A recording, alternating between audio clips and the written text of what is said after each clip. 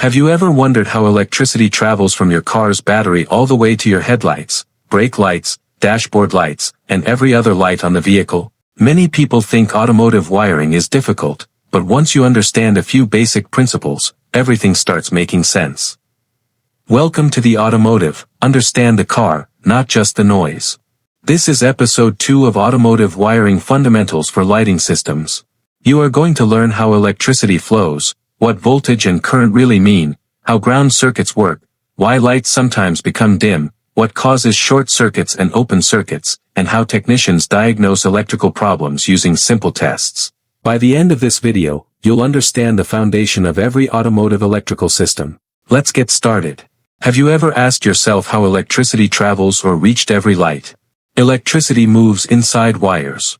Every lighting circuit starts with the battery. The battery supplies approximately 12 volts when the engine is off and around 14 volts while the engine is running because the alternator is charging it. The electricity leaves the battery's positive terminal. It travels through a fuse. Then through a switch, relay, or body control module. Next, it flows through the wiring harness. Finally, it reaches the light bulb. Once the bulb receives electricity, it produces light. But electricity cannot stop there.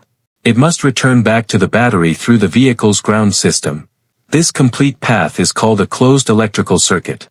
Without a complete path, the bulb cannot light. Let us understand how current flow. Current is simply the movement of electrical charge. It is measured in amperes, or amps. Imagine hundreds of tiny electrons moving through a wire. The more electrons moving, the higher the current. Different lights require different amounts of current. For example, a small LED interior light may use less than 1 amp. A halogen headlight may use around 5 amps. Large current requires thicker wires.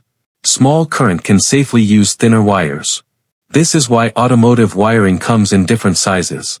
Another fundamental of automotive lighting systems is the voltage and voltage drop. Voltage is electrical pressure. It pushes electricity through the circuit. Your battery provides approximately 12 volts. Ideally, almost all of that voltage should reach the light bulb. However, damaged wires, loose connectors, corrosion, or weak grounds create resistance. Resistance causes voltage to be lost before reaching the bulb. This is called voltage drop. When voltage drops too much, headlights become dim. Brake lights become weak. Fog lights lose brightness. Voltage drop is one of the most common electrical problems technicians diagnose. Another fundamental is the ground circuits. Many beginners and students think electricity only travels through the positive wire, which is not true. Electricity must always return to the battery. Instead of running 2 wires to every light, manufacturers use the metal body of the vehicle as the return path. The battery negative terminal is connected to the body or chassis of the car. One side of the bulb receives battery power through a wire while the other side of the bulb connects to the vehicle body through a wire. If the ground connection becomes rusty, loose, or broken, the light may become dim, flicker, or stop working completely.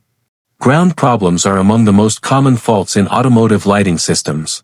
Let's look at the most common wiring faults technicians encounter. 1. Open circuit. An open circuit means electricity cannot complete its path. This can happen because of broken wires, disconnected connectors, blown fuses and faulty switches. Since the circuit is broken, the light stays completely off. The second fault is the short circuit. A short circuit happens when electricity finds an easier path than the intended load. This usually happens when damaged wires touch the vehicle body or another wire. Current suddenly becomes extremely high. To protect the wiring, the fuse blows immediately.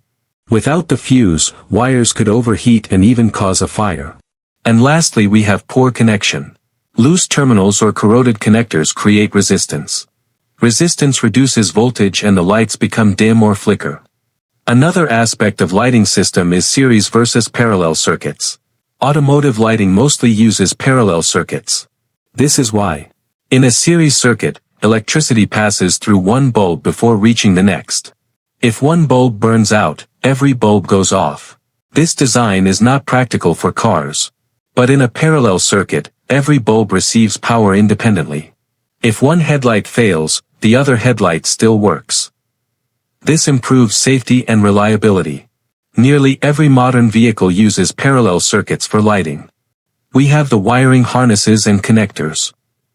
Instead of installing thousands of loose wires individually, manufacturers group wires together into wiring harnesses. A wiring harness protects the wires from heat, vibration, water, and engine movement. Connectors allow different sections of the vehicle to be disconnected for repairs. Inside every connector are terminal pins. Good terminal contact allows electricity to flow smoothly. Loose or corroded terminals increase resistance and cause electrical faults. And lastly, on the aspect of automotive lighting system is the wire color coding and wire sizes.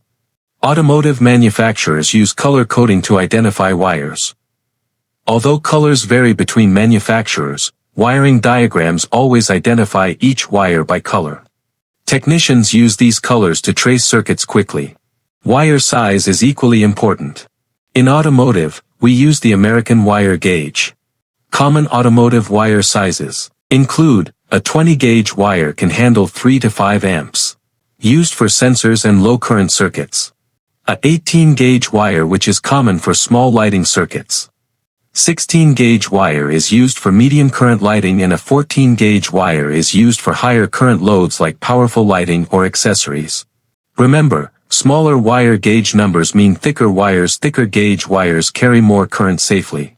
Here are the basic electrical testing we have in automotive lighting systems. 1. Voltage testing. A multimeter measures voltage reaching the light. If voltage is missing, the problem may be before the bulb. 2. Resistance testing. Resistance checks whether a wire or component is broken. High resistance often indicates corrosion or damaged wiring. 3. Current testing.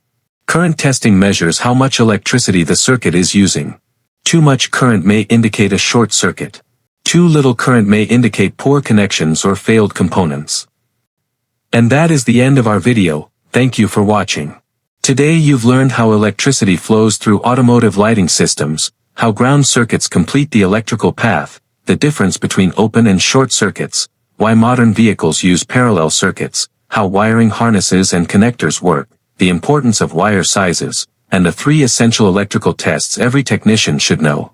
In the next episode 3, we shall explore every exterior light explained, the headlights, high beam, low beam, parking lights, fog lights, etc. If this lesson helped you understand automotive wiring, don't forget to like this video, subscribe to the Automotive, and turn on notifications so you never miss the next episode.